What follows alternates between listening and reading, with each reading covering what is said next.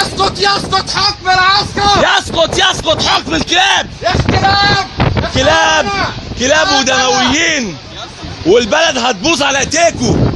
ومرسي رئيسي يا اولاد الكلب. مرسي رئيس الجمهورية. مرسي رئيسي غصب عندنا ابوك مرسي رئيس كلكم. وباشا استاذ شردي يا حبيبي، تعالى لي هنا، تعالى لي هنا يا منافق يا كلب يا نصاب. تعالى لي يا منافق يا كلب يا نصاب. يلا عشان تنزلها في البرنامج بتاعك. بص انا اسمي حسين، حاول يلا يا اولاد تجيبني. الكلب. بس ايدك، يا خونه. حاول تجيبني يا نصابين يا اولاد الكلب، يا شوية حريم.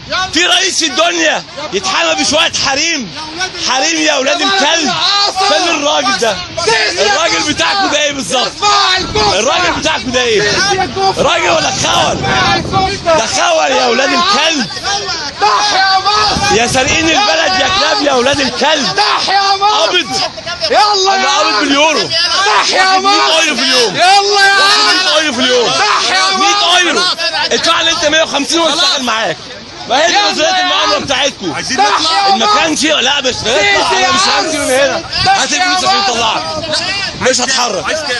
هات 150 ايرو. سيسي يا عرض. ضح يا مصر. 100 ايرو، واخد 100 ايرو. يا نصابين، يا اللي بتتحركوا من منطلق ان الناس كلها تشتريها بفلوس، فلوس الجيش اللي هي فلوس البلد. يلا يا متناكب خول. يا متناكب فلوس الجيش يا اولاد الكلب اللي سرقتوها. يا متناكب فين 30 مليار بتاع الامارات؟ يا بلد فين؟ الرقاصة. فين يا معرصين؟ سيسي.